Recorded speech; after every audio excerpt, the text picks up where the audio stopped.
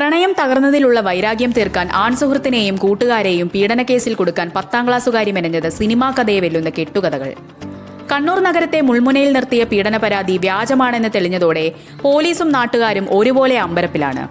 പീഡനത്തിനിരയായെന്ന പെൺകുട്ടിയുടെ മൊഴിയെ തുടർന്ന് 3 ദിവസം ജയിലറയ്ക്കും മാനഹാനിക്കും അരികെ നിന്ന് 8 യുവാക്കളും അവരുടെ കുടുംബങ്ങളും ശാസ്ത്രീയ തെളിവുകളുടെ ബലത്തിൽ തലനാരിഴയ്ക്കാണ് രക്ഷപ്പെട്ടത്.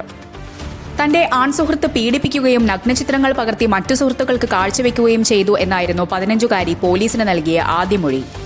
2.5 മാസത്തോളം പീഡനം തുടർന്നുവെന്നും ഇതിൽ മനം നൊന്ത് കൈഞ്ഞരമ്പ് മുറിച്ച് ആത്മഹത്യയ്ക്ക് ശ്രമിച്ചുവെന്നും പെൺകുട്ടി പറഞ്ഞതോടെ അതീവ ഗൗരവത്തോടെയാണ് ഉന്നത പോലീസ് ഉദ്യോഗസ്ഥർ വിഷയത്തിലിടപെട്ടത്.